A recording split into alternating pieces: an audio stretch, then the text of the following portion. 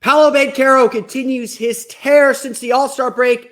He is knocking on the door of superstardom, but he and the team aren't there yet.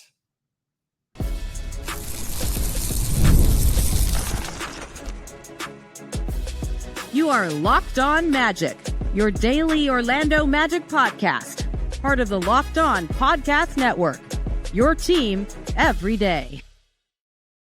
And you are indeed Locked On Magic. Today is March 15th. Beware the Ides of March 2025. My name is Philip Rossman-Reich. I'm the senior writer over at OrlandoMagicDaily.com. You can, of course, follow me on Twitter at PhilipRR_OMD and on Blue Sky at PhilipRR.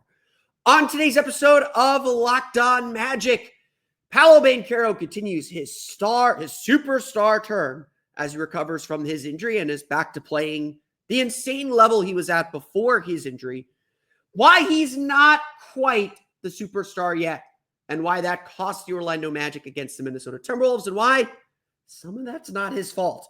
We'll get to that coming up here in just a moment. First, we want to thank you again for making Locked On Magic part of your day every day, no matter when you listen to us, whether it's first thing in the morning, whether it's right when we upload. We truly appreciate you making Locked On Magic part of your day every day.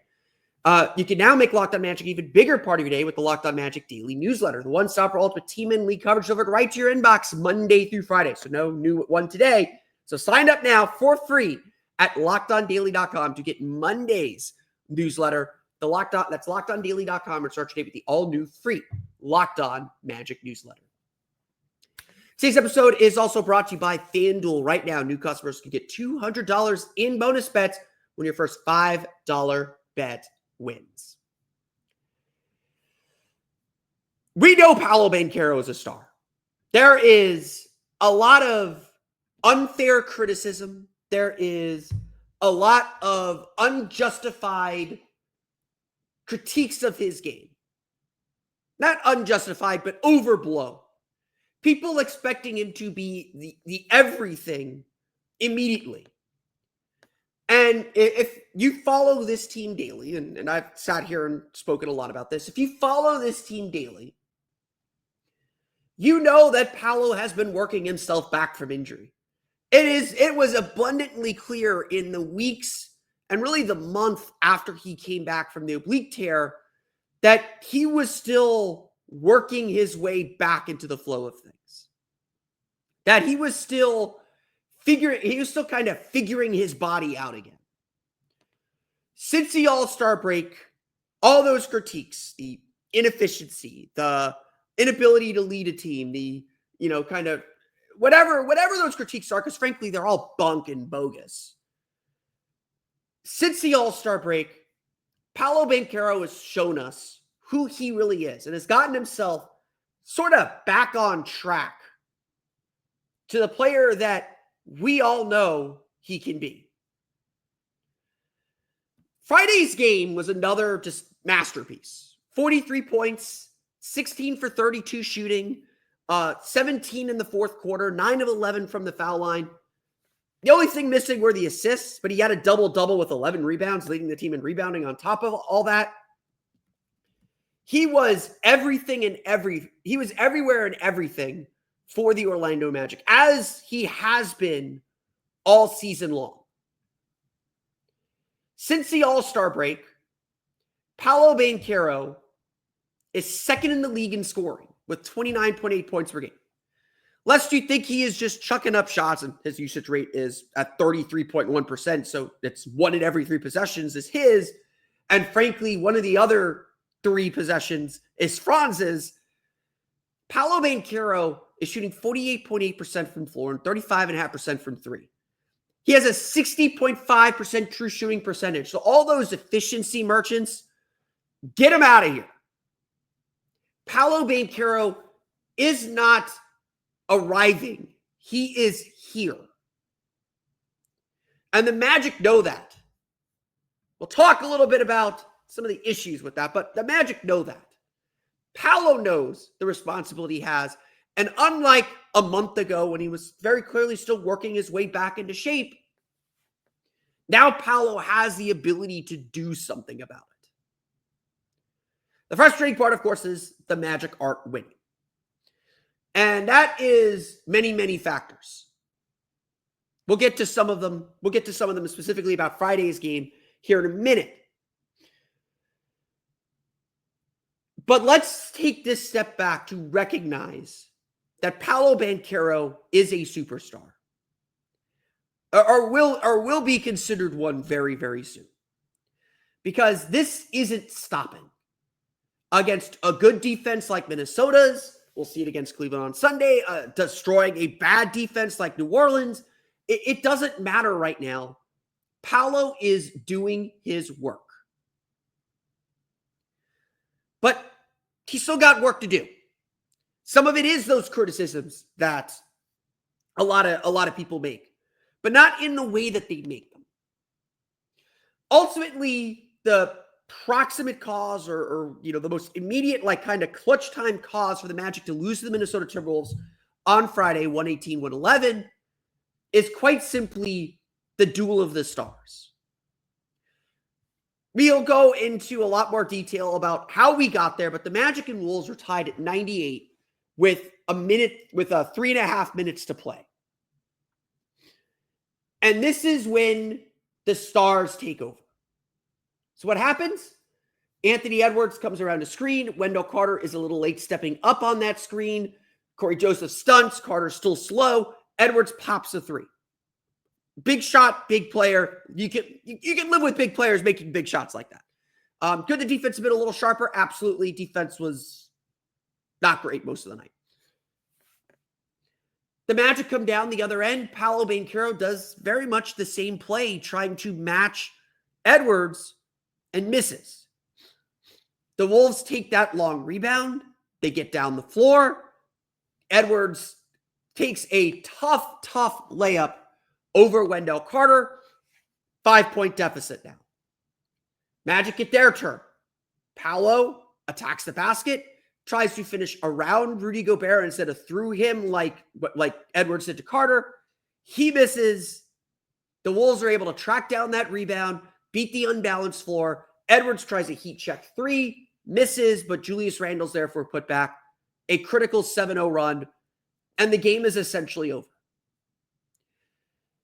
The next step for Paolo Banchero is not the gaudy stats. We know he's going to have that. The next step for a 22-year-old is to do what Anthony Edwards did. To have the innate understanding of what his team needs and the will to just do it. All those critics are right about one thing. Paolo does tend to settle for mid-range jumpers. Paolo tends to try and do the superstar shot. Make things maybe a little more difficult than they have to be. When he is a battering ram. And against most opponents, maybe Minnesota's not one because they're big. They got Rudy Gobert just hawking the paint. He's a battering ram that should be getting to the basket at every opportunity. But the fact of the matter is, 3 years into his career, at 22 years old, he's figuring this stuff out. And as depleted and struggling as this Magic team is, the reason why there is still hope that the Magic can make the push to get to 7th, win the division, challenge a team in the first round, I'm not saying they can't, is because this league has no answers to stop Paolo Banchero. They will never have answers to stop Paolo Banchero. And that is superstardom. That is the definition of a superstar. Paolo's still got a lot to learn. And a lot of it's just experience. It's game management. It's knowing what the team needs when it needs it and being able to execute that. Anthony Edwards is 2 years on him. Anthony Edwards has been doing this for 2 years longer than Paolo. The difference in Friday's game in those last 3.5 minutes was those 2 years. Was the Wolves getting to the Western Conference Finals last year. It was the experience, the composure, the poise, the know-how of how to win a basketball game. And it's not that Paolo can't do it. It's the consistency and reliability that matters. Paolo's going to carry this team very far. And now that he is back, the Magic are playing better. Beat Milwaukee. Two wins on this road trip should be considered a success. Would be nice to win Sunday, not going to lie. But winning 2 of these 5 games on this road trip after the 1-6 homestand should be considered a relative success. And now the Magic have to obviously start stacking up wins when they get home. They got 1 game against Houston, then they go to Washington, then they play the Lakers, the Hornets. Like they got the Mavericks come next week. The Kings are still coming to town. That'll be a tough one. They got to find a way to flip some of these 50-50 games and take care of their business against the bad teams. But again, this is a lost season for results for where the Magic sit in the standings, but this is not a lost season of development. Because the Magic will exit this season knowing one thing, at least knowing this thing. Paolo Banchero is going to be a star, a superstar, an unstoppable force in this league. It's just a matter of time. Well, I have that little bit of criticism for Paolo. The issue is not Paolo. The issue that's keeping him from superstardom is everything else. We'll get to that coming up here in just a moment. But first, today's episode of Locked On Magic is brought to you by our friends over at FanDuel. March Madness is here, and FanDuel is giving you the chance to get in on the action like never before. Right now, new customers can get $200 in bonus bets when your first $5 bet wins. That's $200 extra bucks to use on everything from buzzer beaters to Cinderella stories, and even who is cutting down the nets. I've got my eye on a few underdogs this year, and FanDuel makes it easy to back them with spreads, totals, and game props. With tournament games happening almost every day, there's always something exciting to bet on. The FanDuel app is simple to use, and when you win, you get paid instantly. No waiting around. So visit FanDuel.com and get in on the college hoops action all tournament long.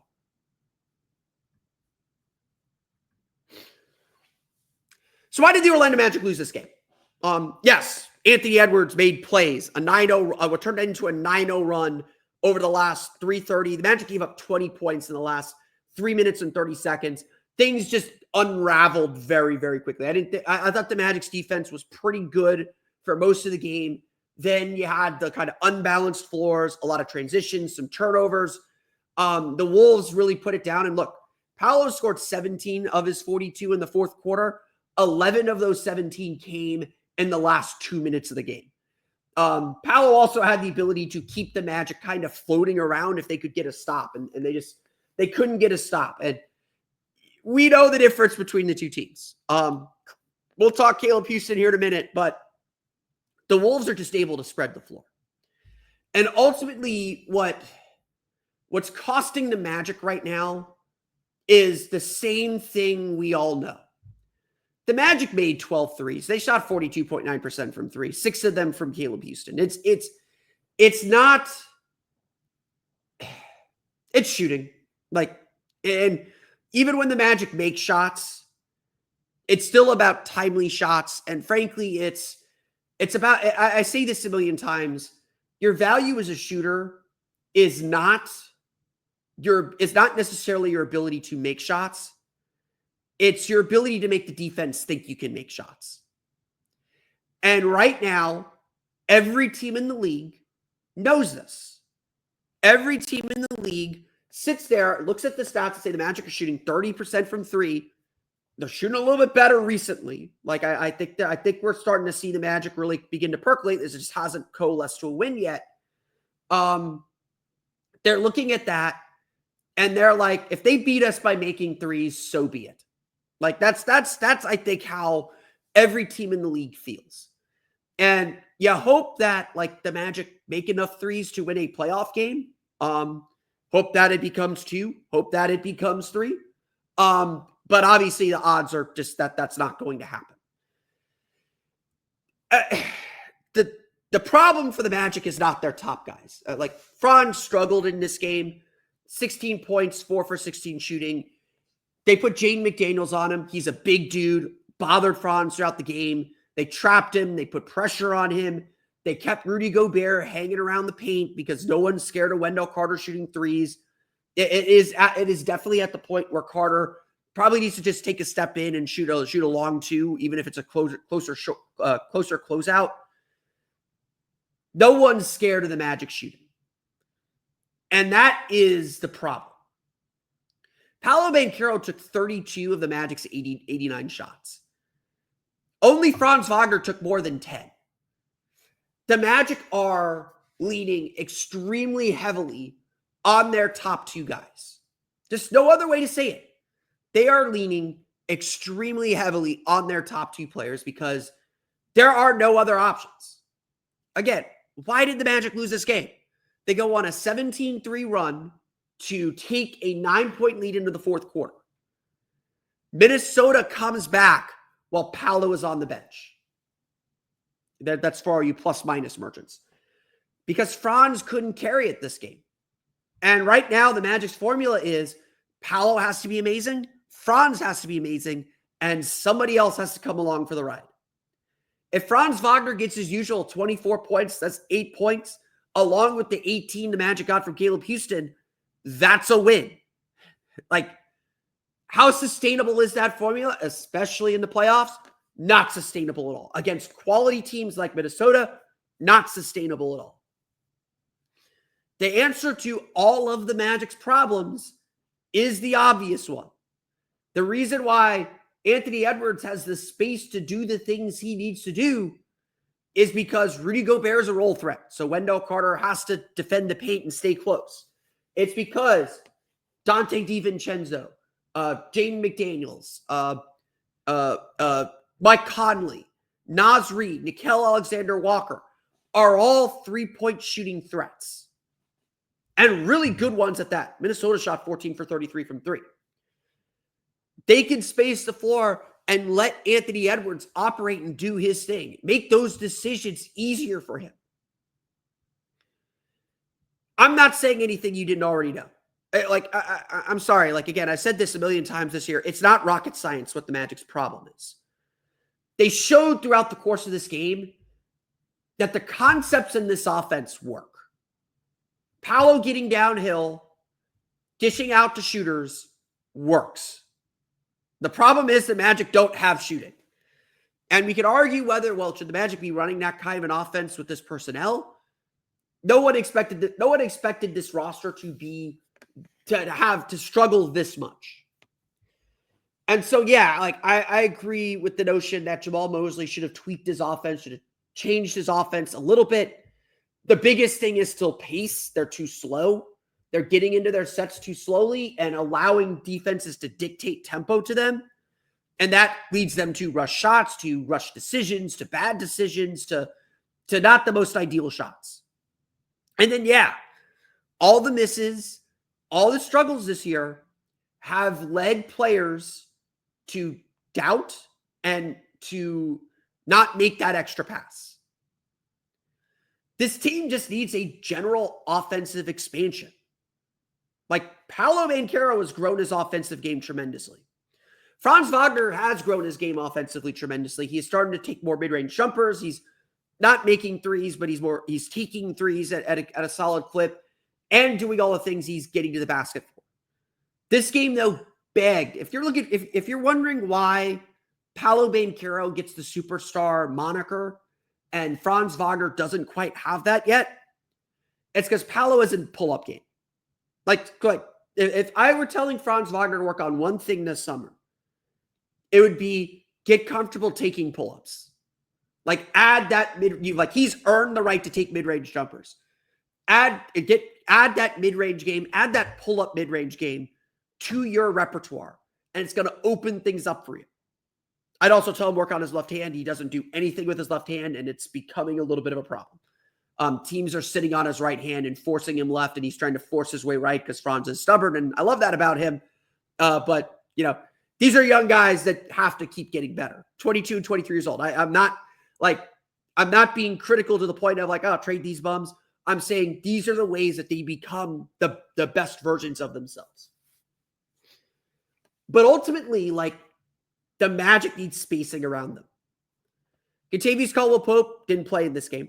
Obviously, hasn't worked out the way the Magic hoped. I don't know if, we'll see what the Magic do with him this summer. Nothing would shock me on that front.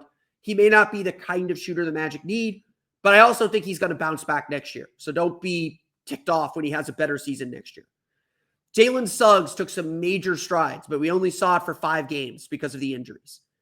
He plays really well as a spot-up shooter off of all these players. So some of these Mo Wagner is a capable floor spacing big. Some of these answers are hidden on this team. But the fact of the matter is, this year, all of these bets, all of these things that the Magic, all the shooting that the Magic counted on has not pulled through for them. It's completely fallen apart. And what we've learned this season is that, yes, this team has a ceiling as it's constructed. This team has a ceiling because of its shooting. I'm not telling you, you're probably sitting there saying, no, duh, Philip. And I know, I'm not telling you anything new. I'm not, I wish it was more complicated. I wish it was more they need to try this or they need to focus on that. It's no.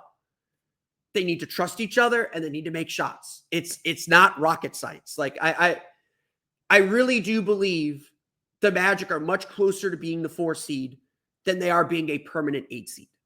They're not Atlanta. They're not, no offense to Atlanta. Atlanta might win the division. I might have to spend a few extra days in Atlanta with my dad. This is not Atlanta. This is a team that is not going to be stuck in this cycle, in this mediocrity cycle. They're going to push up the standings. When they're healthy, they're going to push up the standings. But the problem is the Magic don't have enough shooting. And right now, they only have one way they can win. And when teams can sit on that or take away part of that, it gets really rough. The Magic got to improve their offense. And that more than anything else will unlock Paolo and Franz to be the best versions of themselves.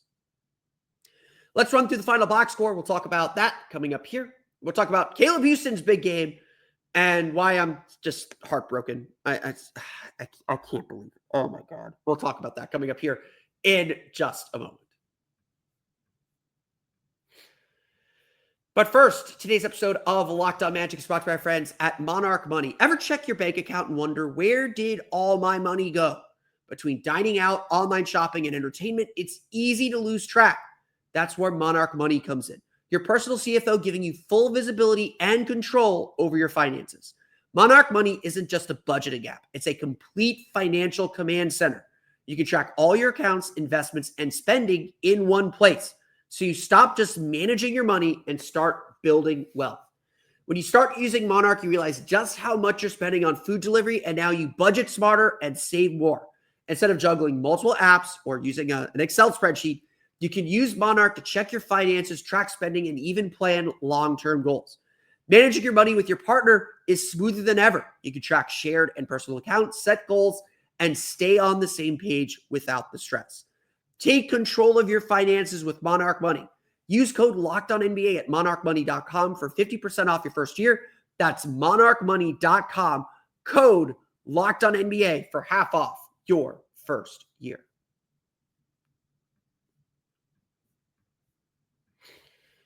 The Orlando Magic fall once again to the Minnesota Timberwolves, 118-111. Let's go through the box score, talk about individual performances, because the Magic played pretty well. All things considered, second night of a back-to-back, a tough New Orleans to Minnesota back-to-back. This was a schedule loss all the way. So I'm not we should be heartbroken because the Magic missed an opportunity to gain ground. Atlanta lost to the Clippers. The Heat lost to the Celtics. It's all about, that's the only thing that matters. The Bulls are sneaking up now. They're only 2.5 games back. They own the tiebreaker over Orlando, so the Magic do have to watch out for that. But the Magic just got to worry about themselves and get some wins. And this was an opportunity to get a win, even with all those factors, even with Cole Anthony out with the left big toe strain, even with Kentavious Caldwell-Pope sitting for rest. The Magic had their chance to win, had control of this game, played some brilliant basketball through 3 quarters, and then hit a wall, couldn't get their offense back, really struggled to finish around the rim. gave up some fast breaks, gave up, just started kind of letting go of the rope, and they just couldn't grip it back fully. I mean, credit to them. It was like a 17-1 run or 17-3 run to answer the Magic's own 17-3 run. And Minnesota took a 5-point lead. Orlando reeled them back in, tied the game with 3.5 to go. And again, just came down to clutch decision-making and clutch shot-making. Anthony Edwards made his shots. Paolo Banchero missed his. That doesn't make Paolo the GOAT or anything, the GOAT of the game. But again, that's how games are decided. But it's obviously not just that. It's the Magic just being unable to find offense outside of Paolo Banchero. Again, in 37 minutes, Paolo had 43 points, 16 for 32 shooting, 2 for 7 from 3, settled for 3-pointers. I did think there was a little bit of fatigue in how the Magic attacked the paint.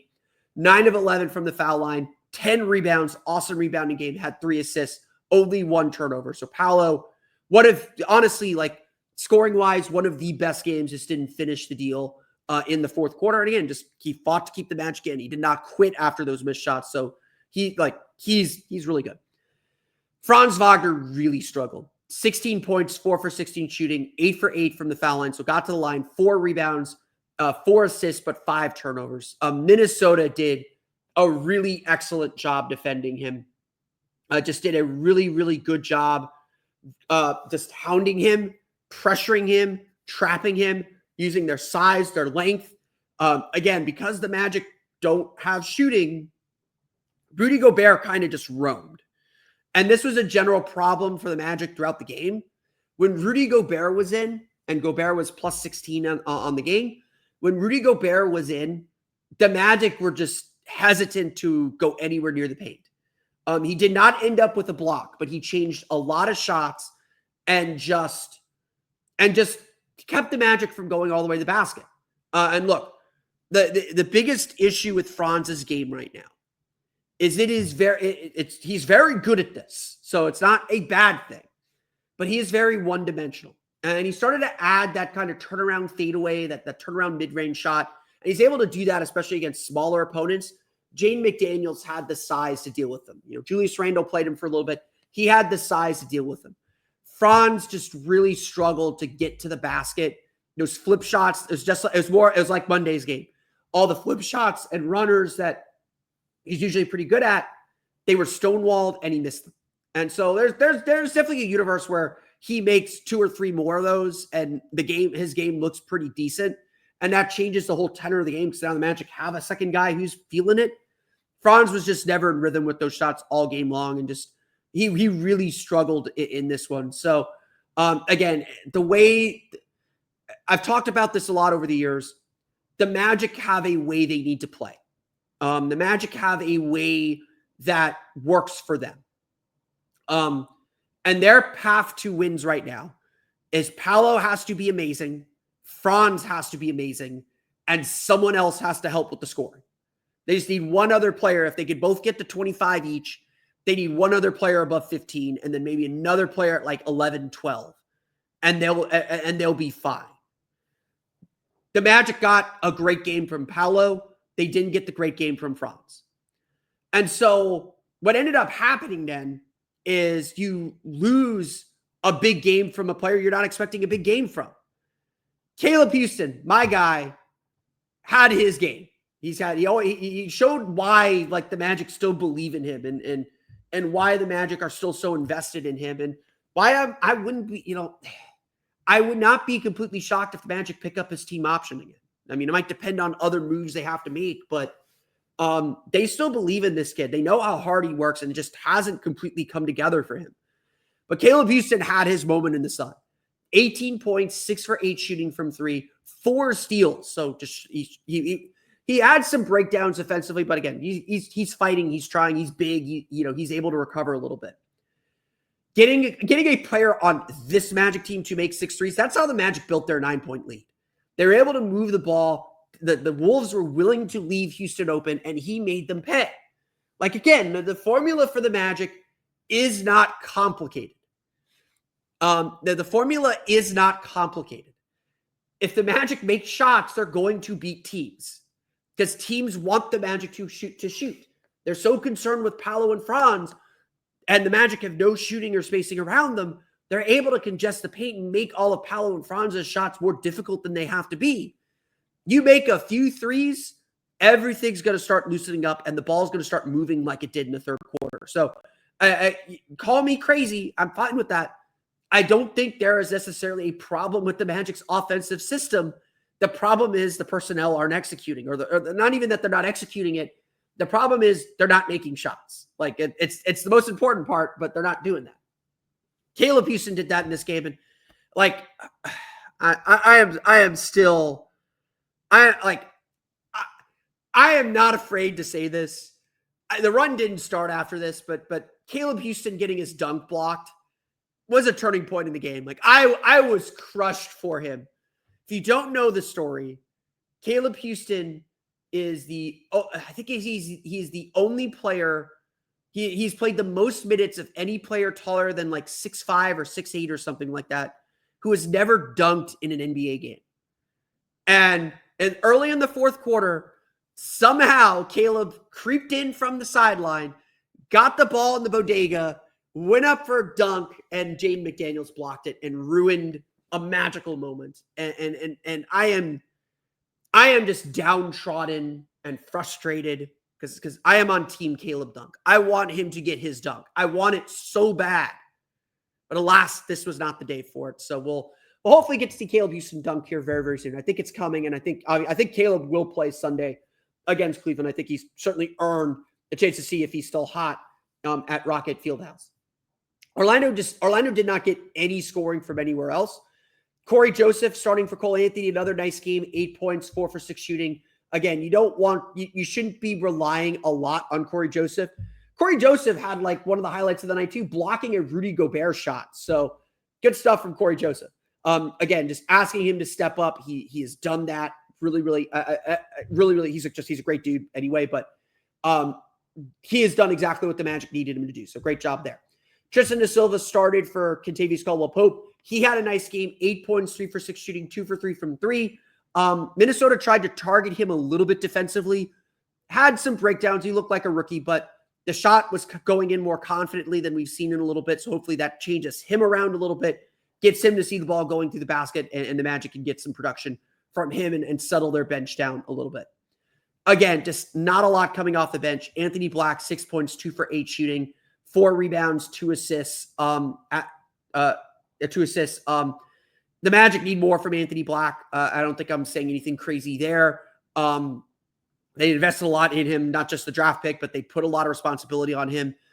I think the Magic expected to see more from him, and obviously this isn't quite the role they envisioned for him, but the inconsistency with his offense has remained a thing. He's more confident with his shot. I will give him that. And look, he's a lot better than he was last year, so I don't think I don't think it's like automatically you trade him this summer, but he's definitely in that territory where the Magic have to make a decision whether they're going to continue this experiment or whether they need to cash out now. And again, AB is a big finish to the season for him.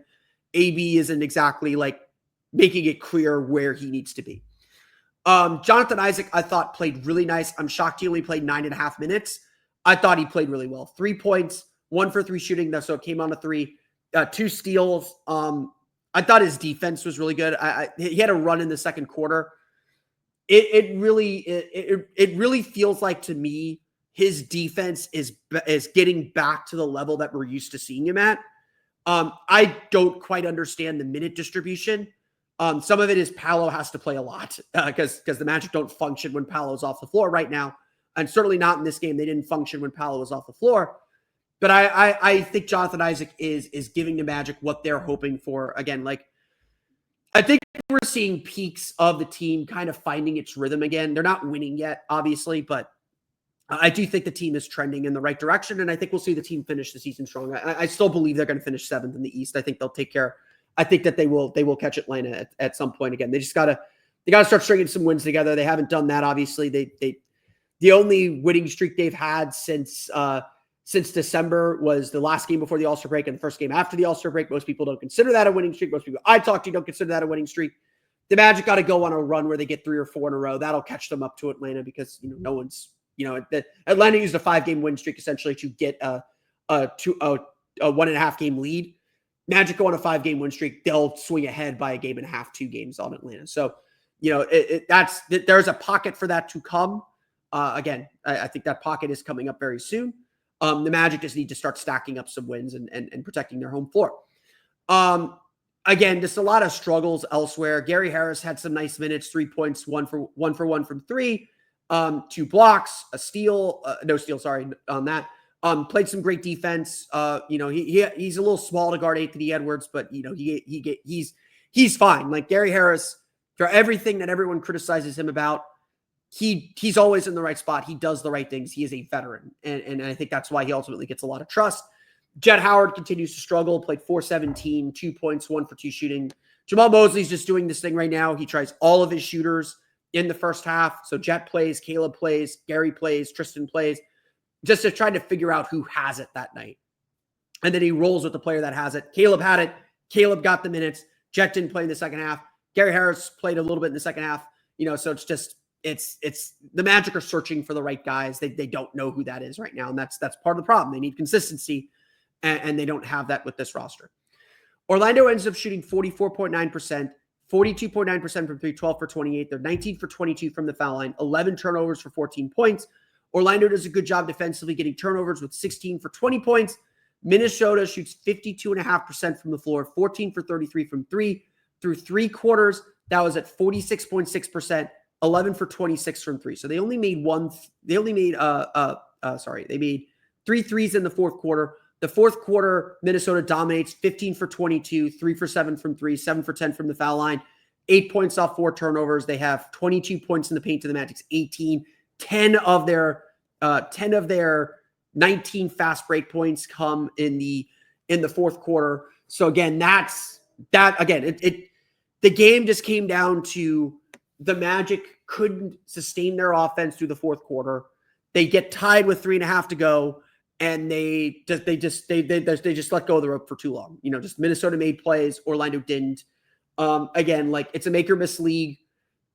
You can honestly, I live with close losses. Like close losses don't bother me as much as blowouts, because a close loss means you're doing little things. There are little things you can correct. It's a missed shot here or there. It's some luck in the process.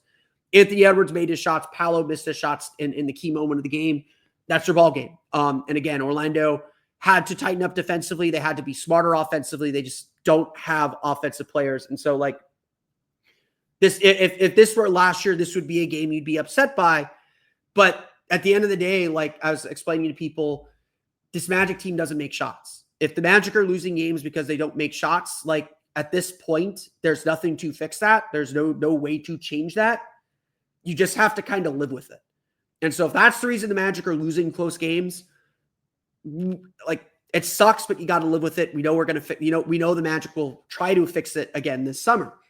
If they're losing games because of other reasons, then you get a little concerned, but that's kind of who this team is. And I still think, from the people that I talk to, I still think there are a lot of people who think this is the 5 seed Magic team, and it's not. This is an 8 seed Magic team. This is what 8 seeds do. Their flaws beat them in this game. That's plain and simple. Their flaws won this game, and the Timberwolves took advantage. So off we go to Cleveland. Matinee game on Sunday, about 24 hours from now as I'm recording this. So we'll see what the Magic do against the Cavs. The Magic fall to the Minnesota Timberwolves 118-111, stay 1.5 games back of the Atlanta Hawks for 7th. They are a game ahead of the Miami Heat for 8th, and they are now 2.5 games ahead of the Chicago Bulls in 10th. So a lot happening in the play-in race. But that's going to do it for me today. I want to thank you all again for listening to today's episode of Locked On Magic. You can, of course, find me on Twitter at @PhilipRR_OMD, on Blue Sky at PhilipRR. You can subscribe to the podcast at Apple Podcasts, Stitcher, TuneIn, Himalaya, Google Play, Spotify, Odyssey, all from listening along podcasts to your podcast-enabled listening device. You can find us as well on YouTube at Locked On Magic and on Instagram at Locked On Magic. For the latest on the Orlando Magic, be sure to check out OrlandoMagicDaily.com. You can find us there on Twitter at OMagicDaily. And for even more Orlando Magic content, be sure to check out my Patreon page, the Orlando Magic Hub, at patreon.com/Orlando Magic Hub. As always, thank you for your support. Don't forget as well to subscribe to the Locked On Magic daily newsletter, the one-stop for ultimate team and league coverage delivered right to your inbox Monday through Friday. Sign up for free now at LockedOnDaily.com. Now's the time to do it to get ready for Monday's mailbag or Monday's newsletter. That's LockedOnDaily.com, and start your day with the all-new free Locked On Magic newsletter. That's going to do it for me today, though. I want to thank you all again for listening to today's episode of Locked On Magic. We'll be back Sunday evening. We will get it out Sunday early evening. 1 o'clock starts are great. Hopefully we get some 1 o'clock weirdness so the Magic can beat the Cavs and win a national TV game. But we'll see you Sunday as the Magic take on the Cavaliers on our next episode of Locked On Magic. Until then, for Orlando Magic Daily and Locked On Magic, this has been Philip Rossman-Wright. We'll see you all again next time for another episode of Locked On Magic.